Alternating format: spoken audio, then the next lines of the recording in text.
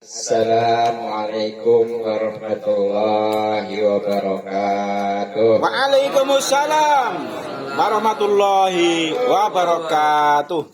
Bismillahirrahmanirrahim.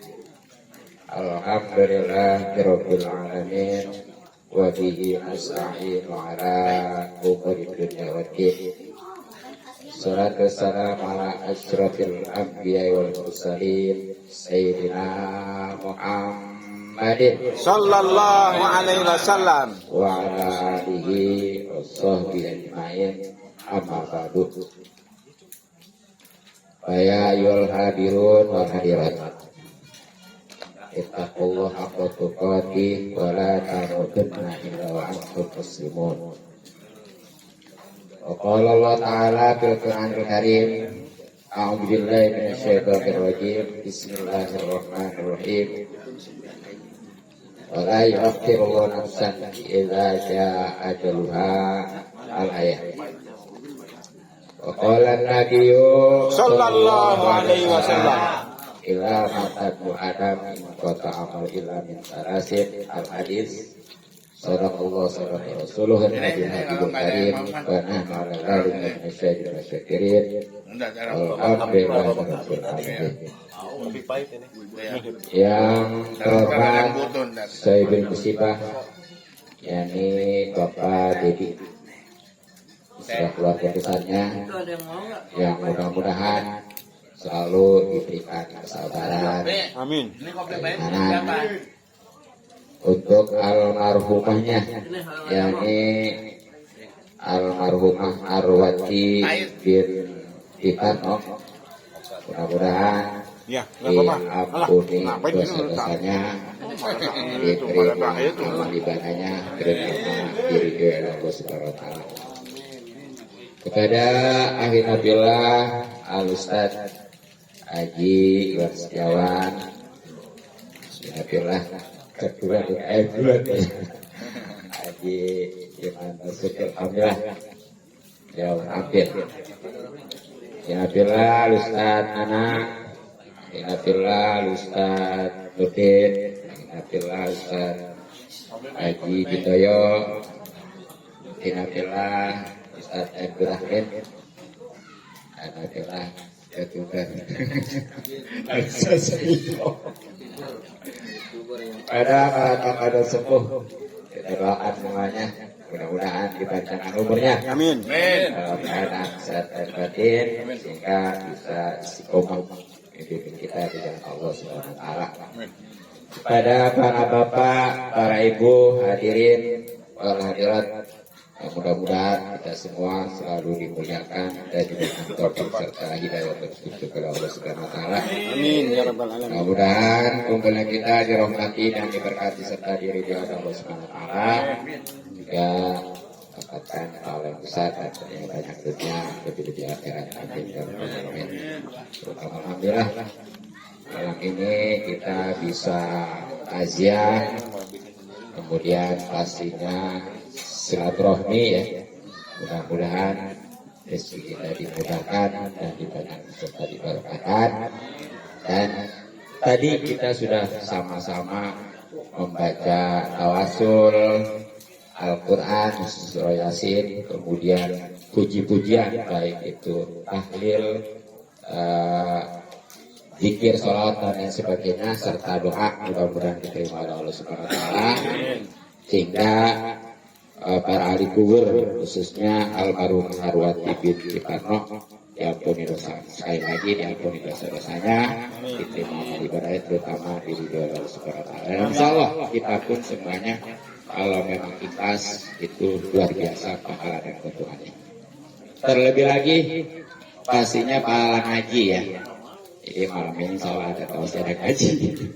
Kalau tausiah mau mengabinet di tausiah, kalau ngaji terhadap kita. Nah, apalagi sekarang alhamdulillah kita sudah masuk di bulan Sa'ban. Ini udah tanggal 2 ya. Jadi kalau kemarin mah waktu tanggal 1 itu bareng Januari dengan Rojab. Nah, bulan Sa'ban ini udah beda. Jadi kalau Februari mah baru tanggal 1 ya. Besok ya. Saban nih sekarang udah masuk kedua. Nah di antara keutamaan bulan Saban itu, alhamdulillah sekurang-kurangnya setiap amal ibadah kita dibalas 700. Kalau kemarin Rajab 70, sekarang ke 700 nih. Ngaji sekali kayak 700 kali ngaji. Itu kalau dihitung per pekan berapa puluh tahun ya. Kemarin aja yang 70 itu ya hampir 2 tahun. Ini 700. Kalau ngitung aja tuh. Tapi jangan gara-gara gitu. Sekali doang aja ya. Justru harus dimanfaatkan. Dan untuk lebih tahu tentang keutamaan bulan Sa'ban ya bahkan amalannya juga dasar daripada artinya itu udah ada ya. Saya ngerilis sebelumnya tuh tentang itu ya, bahkan tahun yang lalu juga ada, tinggal simak aja deh gitu ya. Hadirin wal hadirat rahimakumullah. Nah, menjawab dari tadi pertanyaan atau request Bapak RT Pak Iman ya. Mengapa harus mati dan apa bekalnya? Seru ini pertanyaannya. Memang sesuai momen ini. Nah, jawabannya yang pertama, kenapa harus mati? Memang udah waktunya. Dan ini ya bukan sekedar logika. Jelas. Allah Subhanahu wa taala berfirman, A'udzubillahi minasyaitonirrajim. Bismillahirrahmanirrahim. Wa la yu'akhirullahu nafsan idza jaa ajaluha. Surat Al-Munafikun ya. Ayat akhir malah. Jadi yang tepat ini tentang mati nggak bisa mundur, nggak bisa maju. Ini ya. Kalau yang ijazah ajalun nastahir walaya sakimun itu tentang masa ya. Jadi yang tepatnya ini. Jadi walayu akhirullah. Di sini kalau menurut ahli nahwu, lamnya lam nabi nasab mustaqbal. Yang artinya nggak bakal meset dan pokoknya mah nggak luput ya. Jadi nggak bakal pernah mengakhirkan Allah walayu akhirullah ya. Nafsan kepada suatu jiwa ila jaa ketika datang ajaluhum ajalnya. Jadi kalau mau udah waktu nggak peduli ya. Ya mau budak bahkan masih anak-anak gitu ya. Bahkan apalagi kali udah tua mah. Jelas ya. Walaupun sekali lagi yang namanya umur kok nggak begituan. Enggak karena tua, karena sakit ya. Kadang-kadang kakeknya masih hidup, cucu udah meninggal. Kadang-kadang yang sehat masih panjang umur, dokternya mah mati ya. Memang itulah waktunya. Nah kemudian untuk bekalnya apa nih? Itu di ayat sebelumnya. Masih surat Al-Munafikun ya. Bagaimana Allah Subhanahu wa taala berfirman, antiku bagaimana bacanya? Hah? Iya, ayat sebelumnya. Wa antiku mimma rasaqnakum min qabli ayatakum ahadakumul mautu. Ya. Terus bayangkula Rabbi laula akhartani ila ajalin qarib begitu ya. Wa akum minas sholihin. Jadi begini. Jadi di ayat itu Allah memerintahkan kita nih khususnya masih hidup ya untuk bekal. Tadi kalau ditanyakan apa bekalnya ya, untuk infak daripada rezeki yang telah diberikan oleh Allah sebelum datang kematian.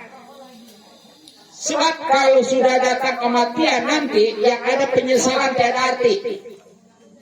Makanya di situ sampai ya, laula akhirtani ila ajalin qarib, kalau engkau beri tempo, beri masa waktu sebentar saya untuk hidup, pokoknya pasti saya manfaatkan tuh waktu ya bukan main-main. Pokoknya mah untuk ibadah, khusus saja itu untuk sedekah. Ya, jadi di sini kesimpulannya mah, jadi kalau ditanya apa pokoknya itu diantaranya sedekah. Nah ini diperkuat. Nah kalau udah sedekah pasti tuh waqfu minas sholihin ya.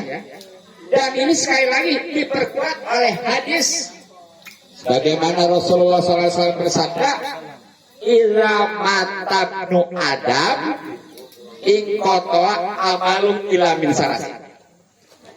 Jadi ketika anak manusia itu wafat, maka dengan sendirinya putus amal-amalnya.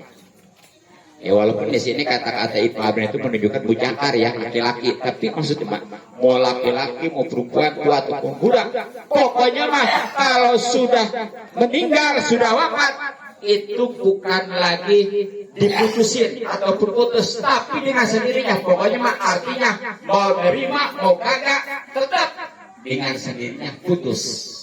Makanya kalau almarhum tadinya almarhum waktu hidupnya itu kegiatan apa, dengan udah meninggal udah nggak lagi, betul? Ya bahkan pokoknya di sini ada yang karyawannya, ada pedagangnya, ada petaninya. Kalau sudah meninggal mah itu tetap putus semuanya, nggak bisa lagi. Oh laginya kalau seandainya ada orang meninggal, dia masih kerjanya kira-kira gimana ceritanya? Olor ya, olor. Bahkan walaupun dia itu ahli ibadah, sholat, puasa, kalau sudah meninggal mah udah nggak lagi, betul. Dan insya Allah nih, 3 hal ini walaupun dia sudah tidak kerjakan, ini akan mengalir dan terus berjalan. Walaupun sekali lagi dia sudah meninggal, bahkan sudah ada di alam kubur.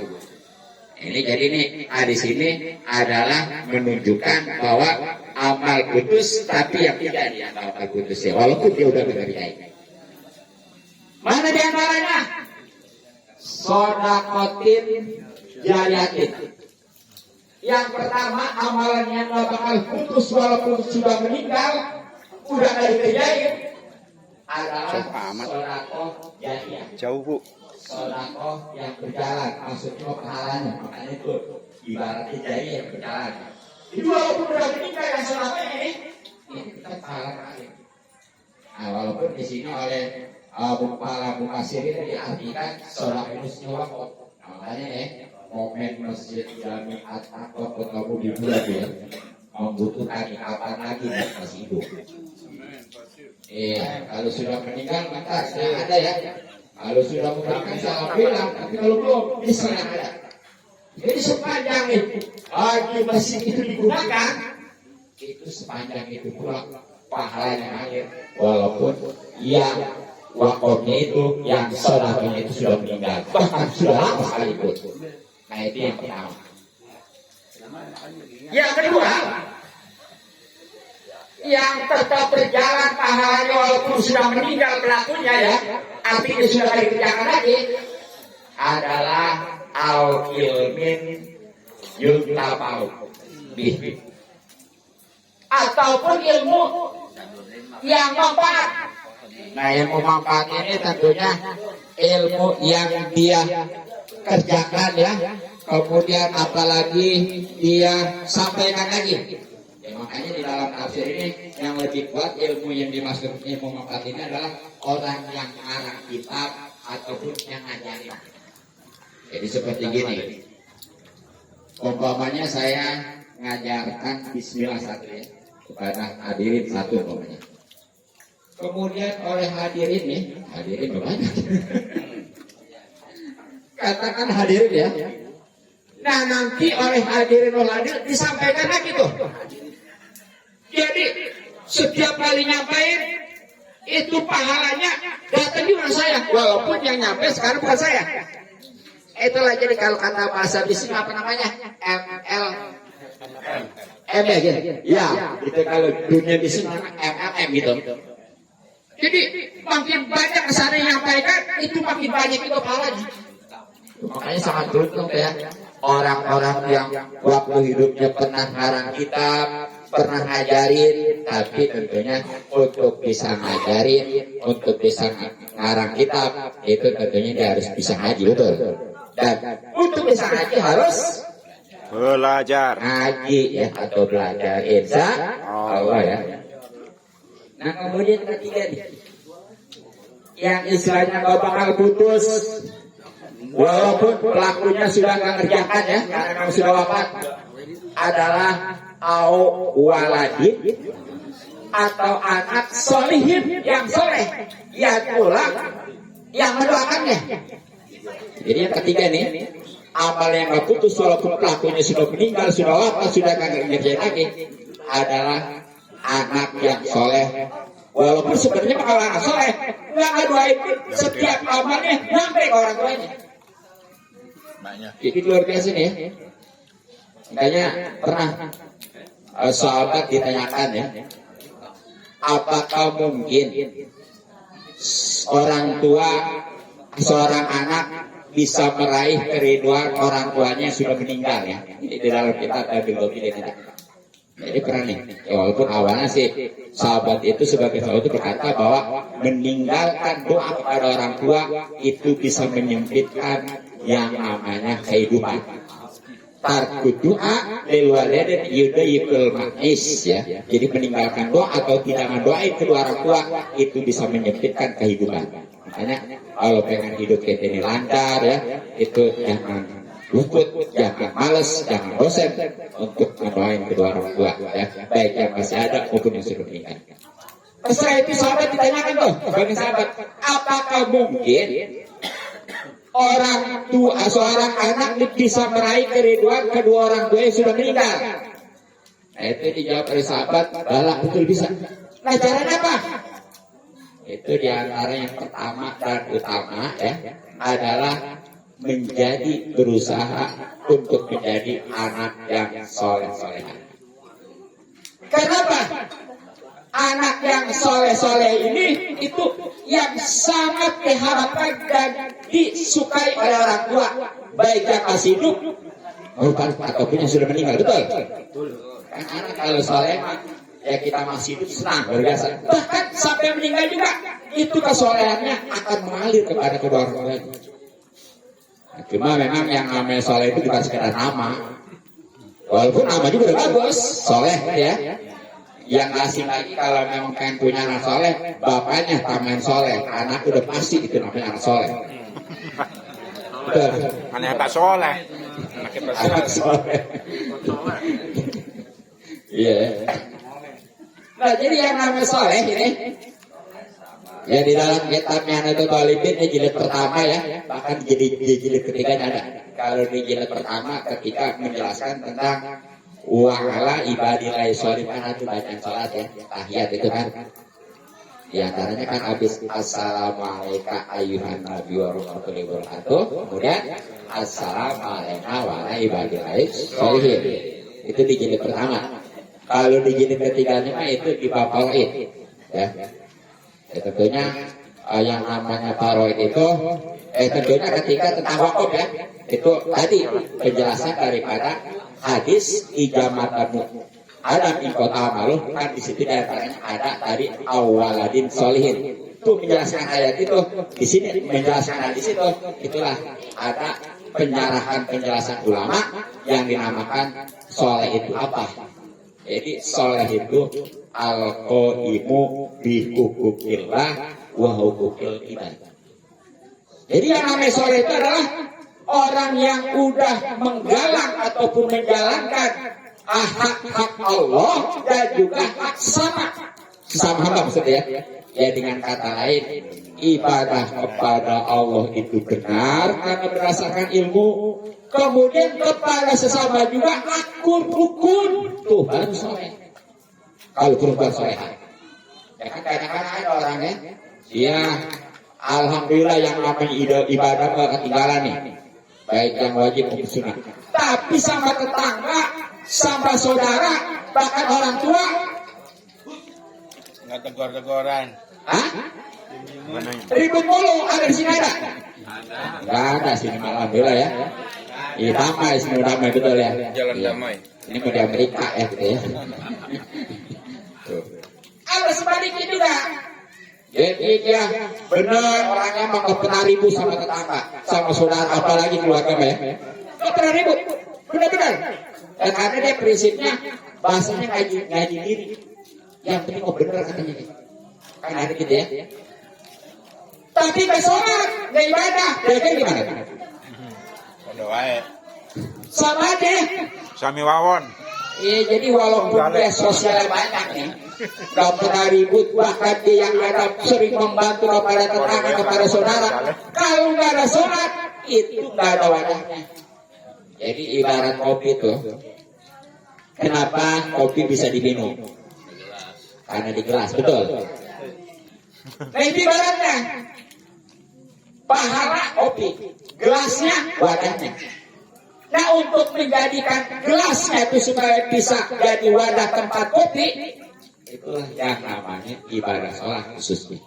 Jadi sekali lagi, walaupun banyak sosial, bahkan dia puasa, haji, kalau dia nggak sholat mah, itu tetap aja kayak wadah. Ya tentunya sholat itu bukan sembarang sholat ya, yang betul-betul didasari dengan ilmu. Makanya semuanya juga itu dasarnya baik yang namanya tadi sholat jariah, keluar dari ilmu manfaat ya bahkan anak soleh juga itu harus dengan ilmu. Nah makanya supaya bisa anak soleh ini kudu diawali dari diri kita sendiri. Jadi jangan pengen anak soleh tapi dianya nggak berusaha jadi anak soleh.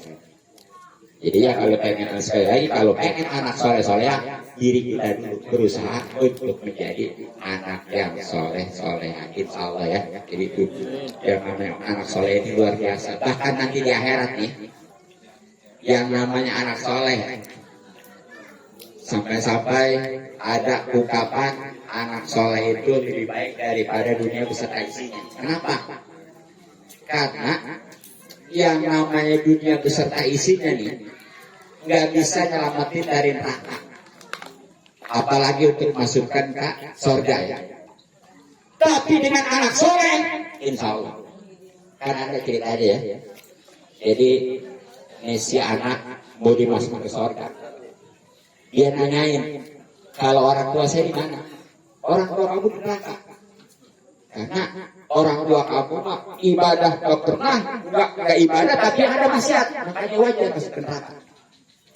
Sedangkan kamu masuk ke surga karena memang kamu ibadah nggak maksiat. Nah, kira-kira bisakah orang tua saya ini diselamatkan? Nggak bisa, ini sesuai keadilan. Ya, jadi adanya neraka untuk ahli maksiat, adanya surga untuk ahli taat gitu ya kan ya. Nah ini si anak ini, kalau memang orang tua saya ini nggak bisa dimasukin ke surga karena saya ya, ini anak soleh. Yang gak egois. Oke lah, mendingan saya ikut dimasuk neraka. Tuh, anak soleh. Kalau anak soleh mah yang selawan daripada soleh, dari nama orang tua neraka juga betul. Mati juga, angus juga yang penting saya. Ya? Tapi anak soleh kayak gitu gak egois. Nah akhirnya itu karena memang rahmat Allah lebih luas daripada mukanya. Itu bukannya anak yang tertarik dengan kedua orang tuanya, tapi justru orang tuanya yang tertarik dengan satu anak. Kesimpulannya, jadi orang tuanya yang tadi di neraka tuh, ya berdua, itu karena amur rahmat Allah lebih luas daripada murkanya, diselamatkan dengan anak yang soleh kalau bersatu itu. Hanya luar biasa ya. Tapi awas di sebaliknya juga ada. Gara-gara anak nggak soleh, ya, walaupun tuh orang tuanya soleh, itu bisa jadi orang tuanya masuk neraka gara-gara anak nggak soleh. Makanya di sini ya di samping kita harus berusaha menjadi anak soleh, juga anak harus kita tata untuk menjadi anak yang soleh, insya Allah. Nah jadi itu ya, jadi kesimpulan itu pertanyaan request daripada Bapak RT, kenapa harus mati? Emang udah waktunya. Iya, itu jangan bicara sebab-sebab lagi gitu ya. Ya sebab kalau bicara karena sakit, ya banyak yang sakit udah lama ya, udah mati-mati betul. Ya. Karena tua, ya banyak yang masih tua, masih hidup aja. Gitu. Pokoknya mah udah waktunya gitu aja ya. Begitu. Nah, kemudian apa bekalnya tadi ya? Bekalnya satu adalah sodaqah jariyah, kedua adalah berusaha untuk memiliki ilmu yang manfaat, dan yang ketiga adalah meninggalkan anak yang soleh-solehah. Nah, itu semua tentunya harus diawali dari kita ya, yang semuanya berdasar tentunya daripada ilmu. Nah, makanya sesi berikutnya ya, sebagaimana tadi saya katakan, ini dalam satu video nanti ada tausiah tentang haji. Makanya sesuai ini sikot tausiah berdiri, haji duduk gitu ya. Yap. Ya. Hadirin dan hadirat rahimakumullah. Qala al-musannif rahimahullah ta'ala wa nafa'ana bihi wa bihi wa barakatuh fitari amin ya rabbal alamin. Al-Fatihah. A'udzubillahi minasyaitonir rajim. Bismillahirrahmanirrahim. Alhamdulillahirabbil alamin arrahmanir rahim maliki yaumiddin. Iyyaka na'budu wa iyyaka nasta'in. Ihdinas siratal mustaqim. Siratal ladzina an'amta 'alaihim ghairil maghdubi 'alaihim waladdallin. Amin. Kita dong apa namanya istiqomah ya. Jadi walaupun sedikit kita tetap haji gitu ya.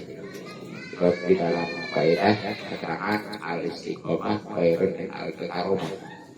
Istiqomah atau continue terus-terusan di dalam kebaikan itu lebih baik daripada 1000 karomah. Karomah itu hanya diberikan kepada wali.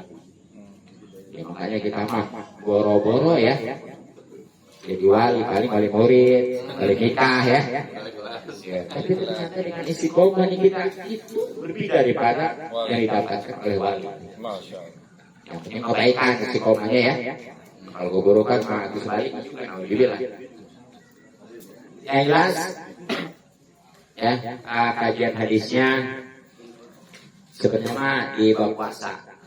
Yang punya kita mungkin halaman 44 ya. Tapi karena itu mau buat bekal nanti menjelang bulan Ramadan ya, supaya aktual gitu ya. Jadi sekarang kan dilewat aja dulu halaman 47 ya.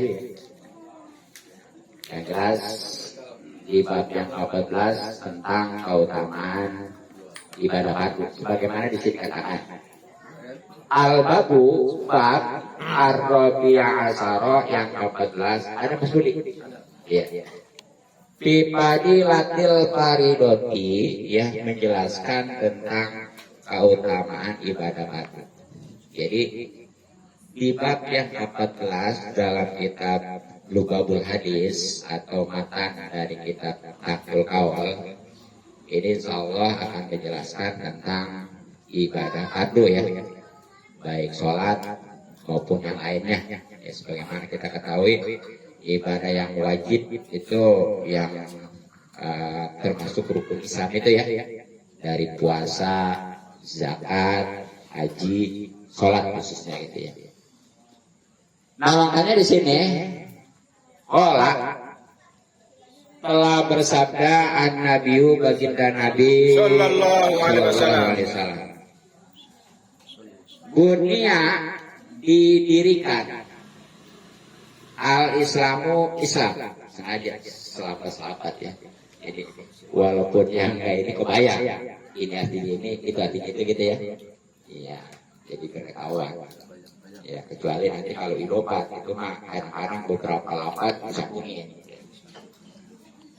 Ala khamsin atas 5 syahadati Allah, syahadati jadi badal dari khamsin. Ya boleh sih dibaca buang kobar ya, jadi minha syahadatu, atau boleh jadi takdiru guna syahadatu gitu ya. Tapi yang banyak itu yang pasman jadi badal ya. Syahadati Allah ilaha illallah wa anna Muhammad Rasulullah, kesimpulannya yang pertama yang menyaksikan bahwa tiada Tuhan sembahan yang disembah dengan sebenar-benarnya kecuali Allah, dan bahwasanya Nabi Muhammad SAW itu utusan Allah. Wa iqamis sholati, dan mendirikan sholat, mendirikan dan mengerjakan. Wa itai zakati, dan membayar zakat. Wa hijil baiti, dari hijil ya. Hijil baiti, mana di sini hijil? hijil baiti dan haji ke Baitullah wa shaumi Ramadan dan puasa Ramadan. Rawahu hadis riwayat Ahmadu satu Imam Ahmad wal Bukhari kedua Imam Bukhari wa Muslimun ketiga Imam Muslim wa Tirmidzi ketiga keempat Imam Tirmidzi semuanya an Abi Umar bin Khattab dari sahabat Ibnu Umar bin Khattab. Jadi ya yang namanya Islam sebenarnya mah Islam itu didirikan atas 5 dasar ya. 5 hal 5 ya. Nah yang pertama itu adalah menyaksikan. Yang namanya menyaksikan itu tentunya kan harus bukan sekedar tahu ya, harus benar-benar hadir. Sebab kalau orang tahu belum menyaksikan. Ya, terus pertanyaannya kita kan nggak bisa langsung bisa menghadiri jangankan Allah ya, kepada Rasulullah juga enggak gitu ya, karena memang satu beda jarak, keduanya beda zaman gitu ya. Tapi paling tidak benar-benar meyakini. Jadi jelas yang pertama Islam itu didirikan dengan 2 kalimat syahadat atau kesaksian tauhid dan kesaksian Rasul. Jadi secara konsepnya jadi menyaksikan bahwa tiada Tuhan yang berhak disembah dengan sebenar-benarnya kecuali Allah. Dengan konsekuensi ya. Dan begitu juga menyaksikan bahwa Nabi Muhammad itu utusan Allah. Dengan konsekuensi juga makanya perlu tahu nanti daripada penjabar ini tentunya perlu tahu sifat yang wajib bagi Allah berapa, yang mustahil berapa, yang jahit berapa. Begitu juga kepada Rasul, yang wajibnya berapa, yang mustahil berapa, juga yang jahitnya. Baru bisa seutuhnya. Ya. Nah yang kedua, rukun Islam itu yang didirikan Islam adalah dengan mendirikan sholat. Nah di sini kata-katanya mendirikan, bukannya mengerjakan. Kalau mengerjakan mah itu sekedar dia nggak ada bekasnya gitu ya, nggak ada pengaruhnya. Jadi nggak bisa yang dimaksud di dalam Al-Quran inna sholata tanha anil fahsai wal munkar. Jadi sesungguhnya sholat itu bisa mencegah perbuatan keji dan munkar. Itulah sholat yang benar-benar sudah didirikan. Kalau memang sebatas kerja belum bisa itu. Makanya kalau kita di sholat, nah sholat tapi masih istilahnya STM kita benar-benar sholat jalan, sholat terus masih jalan gitu ya. Nah ini berarti sholatnya belum pendidikan, baru menjahit. Nah memang bagaimana nih caranya sholat supaya bisa pendidikan, supaya nanti bisa mempengaruhi dalam kehidupan ini ya, khusus tadi bisa mencegah dari perbuatan keji dan munkar. Ya tentunya harus tahu syarat rukunnya. Nah kemudian kasarannya matu kehusuannya ya, terlebih lagi keikhlasannya, baru angket. Jadi kalau sekedar asal sholat aja mah, ya pokoknya sholat, ya orang kayak gitu ikut, itu nggak ada pengaruhnya. Ya. Oh gitu. Makanya ya bagus yang udah mau sholat, tapi harus berusaha juga untuk mencari ilmunya ya. Ya bahkan kalau kita kaitkan sangat penting ilmu sholat di dalam sholat kan mulai diwajibkan diperintahkan ketika momen Isra Mi'raj betul, ya kan? Itu sebenarnya mas sebelum sholat subuh udah rampung semua. Jadi rangkaian perjalanan Isra Mi'raj, bahkan di antara hasil daripada Isra Mi'raj itu ibadah sholat yang tadinya 50 menjadi 5 ya. Nah ini sebenarnya bukan sholat aja. Makanya kalau ada Ustadz Kiai mengatakan, jadi hasil daripada Isra Mi'raj itu hanya sholat, salah. Apalagi oleh-oleh paling sebel gitu ya, mengatakan sholat oleh-oleh gitu ya. Jadi sebenarnya puasa itu ada di kitab Dardir ya, kalau bahasa orang Wetan biasanya kita beri nama. Kalau yang pernah pesantren dia itu namanya di daerah Tasik ya, sudah lah itu bukan Dardir, padahal kita memang Dardir, tapi dia menyebutnya beri nama. Apa sebabnya? Di awal kita ada kata-kata beri nama gitu ya. Makanya itu simpel aja kita beri nama udah. itu menceritakan tentang sejarah Isra Mi'raj. Full ya, dari awal itu dibuka segala apa ya. Nah jadi yang jelas nih, itu perjalanan Isra Mi'raj sebenarnya mah udah rampung, termasuk di antara dapat perintah sholat itu ya, dari 8 kalau misalnya sebenarnya. Yang tadinya 50 jadi 5, ini pun insya Allah kalau memang betul-betul mengerjain nggak kalah pahalanya dengan yang 50 waktu. Ya, sebab kalau 50 waktu nih logikanya ya, itu 50 waktu dibagi 24, kayaknya nggak setengah jam dimakan. Betul nggak? Oh, nggak sempat bagaimana lagi ya? Tapi alhamdulillah jadi 5 asal benar, ya. Makanya di sini tuh di saran ini, jadi di samping itu benar, kudu istiqomah juga gitu ya, terus-terusan. Jadi jangan istilahnya kalau giliran mau sholat nggak ada gitu ya, itu yang bahasanya oleh-oleh tadi tuh. Nah, sekali lagi, sholat bukan oleh-oleh, tapi adalah perintah ya, kewajiban. Nah, jadi kembali nih, sebelumnya subuh udah rampung, tapi ternyata pada waktu itu sholat subuh belum dikerjain. Jadi sholat yang pertama dikerjakan oleh Rasulullah bukan sholat subuh, walaupun sudah diperintahkan. Gitu ya. Apa sebabnya? Belum balik. Karena Rasulullah itu belum turun wahyu tentang sholat, ilmunya ya. Jadi baru dapat perintah sholat, tapi belum turun wahyu tentang ilmu sholat. Nah, menjelang sholat zuhur itu malaikat turun memberikan wahyu kan Rasulullah sekali berkata aja itu ya dapat wahyu itu langsung ilmu sholat tahu semua. Ya beda dengan kita tahunan juga kadang-kadang ya, tahunan ngaji sekarang aja nih, yang terakhir ingat yang tadi yang paling duluan lupa lagi aja ya. Iya. Ingat betul kalah hilang gitu ya. Ya bahkan kalau orang kampung mah ada istilah apa ya? Barkot ya orang Sunda ya, jadi bubar kohok gitu ya, ya, kayak gitu ya. Bubar kohok gitu. Oh, jadi artinya apa nih? Sholat memang penting, karena itu perintah Allah ya. Iya yang itu yang paling utama tadi bahkan sampai istilahnya untuk jadi wadah pahala dan nanti di akhirat yang paling pertama dihisab. Kalau banyak sholatnya bagus, insya Allah yang lain juga. Tapi kalau sholatnya tidak, nauzubillah. Tapi ternyata ilmu kalau nggak ada ilmunya tetap aja.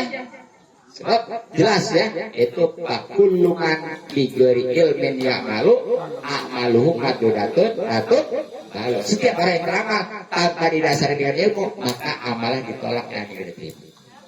Jadi itu sholat ya, harus benar-benar intensif perhatikan.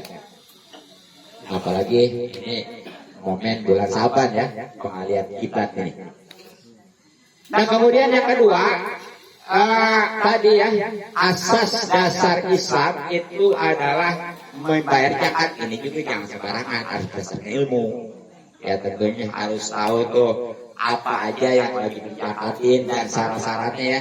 Kemudian usai juga nih, jangan sembarangan. Jadi kadang-kadang nggak boleh nih yang namanya zakat. Memang masih kecil anaknya. Ada yang bayi. Nggak boleh yang namanya zakat itu ke anak yatim.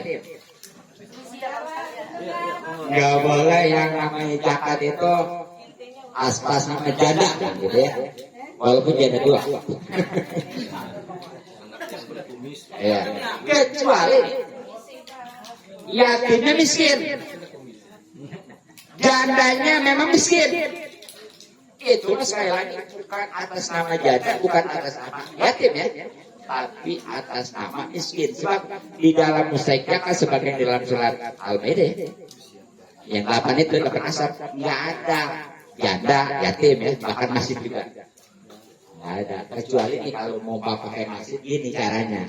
Umpamanya kan ketua dagang agiman ya, agiman utang ke material, banyak berapa miliar gitu ya, boleh bagaimana ya. Nah, kalau giliran ada yang zakat tuh kasih ke agiman boleh. Jadi atas pribadi utang ke material ya. Nah nanti Pak agiman ini atas nama gorimin yang punya utang, jadi dibayar. Kalau atas nama mesin dari awal nggak boleh. Jadi gitu tuh solusinya. Kalau emang nanti ditasalkan diangkat ke masjid ya. Jadi atas nama individu utang ke material untuk masjid ditanggung dia. Nah, nanti ketika ada pembagian zakat beliau dikasih nanti cuma tinggal bayar. Gorimin namanya. Kalau langsung ke masjid nggak boleh. Gitu. Jadi udah tahu tuh usaha juga. Jadi kalau nggak tahu mah ilmunya, ya nantinya nggak sah kewajiban belum gugur ya. Nah yang ketiganya adalah haji. Nah ini juga apalagi ya. Ini mah karena ibadah dari yang 4 itu kan, yang 5 ya. Ada yang istilahnya dengan ucapan, ada yang meninggalkan itu menahan seperti puasa nanti ya. Nah ada yang berupa harta nih. Kemudian tadi ada yang berupa dengan tenaga ya, sholat ya. Nah bahkan ini komplit. Kalau haji mah ya harta, ya tenaga pekerjaan. Betul. Walaupun nggak ada bacaan. Jadi di haji mah nggak ada bacaan yang wajib. Di haji. Kalau sholat apa? Ada yang wajib, ada bacaan yang wajib, ada pekerjaan yang wajib, bahkan ada yang hati wajib ya. Kalau yang namanya haji mah itu nggak ada bacaan, makanya walaupun nggak bisa wajib itu tenang aja. Gitu ya. Dan yang kelimanya adalah puasa Ramadan. Nah ini biasanya kita kalau kenapa dari kecil ya namanya katanya kayak namanya haji yang terakhir ya. Karena istilahnya rukun Islam yang kelima. Tapi kenapa di sini itu justru yang keempat, yang kelima baru puasa. Nah ini memang kalau riwayat Imam Ahmad, Imam Bukhari, Imam Muslim dan Tirmidzi ya itu begini. Nah kalau memang riwayatnya hanya dari Imam Muslim ini satu sendiri ya, walaupun ujung-ujungnya kepada sahabat Ibnu Umar, itu memang yang umum kita ketahui itu memang haji terakhir. Jadi boleh aja. Seadanya ada yang bertanya kalau rukun Islam yang kelima apa puasa? Nggak salah. Ini justru yang lebih kuat. Seandainya di haji juga umumnya, ya memang itu ada juga. Semuanya sama-sama soleh gitu ya. Nah gitu. Itulah mungkin baru satu hadis tentang keutamaan ibadah patuh ya. Pertama tadi 1 sholat, kedua zakat, ketiganya haji, keempatnya puasa yang semuanya didasari dengan 2 kalimat syahadat, yakni syahadat tauhid dan syahadat rasul ya. Walaupun ini sebetulnya mau lagi bisa dibahas gitu ya. Ya jadi kalau kata saudari namanya manusia al fatul lisan gitu lah. Ya tetap tukar malah gitu ya. Ya mungkin sekali lagi mudah-mudahan ya termasuk rangkaian haji juga ini pahalanya bisa disampaikan kepada almarhumah Arulati binti Fatno ya sehingga ya beliau ini dikubur ini menjadi terang ya, menjadi luas dan tentunya ditemani dengan teman yang menyenangkan gitu ya. Terutama lagi ya dosa-dosanya diterima oleh berkati surat Al-Fatihah. Bismillahirrahmanirrahim. Alhamdulillahirabbil alamin. Arrahmanirrahim. Maliki yaumiddin. Iyyaka na'budu wa iyyaka nasta'in. Ihdinas siratal mustaqim. Siratal ladzina an'amta 'alaihim ghairil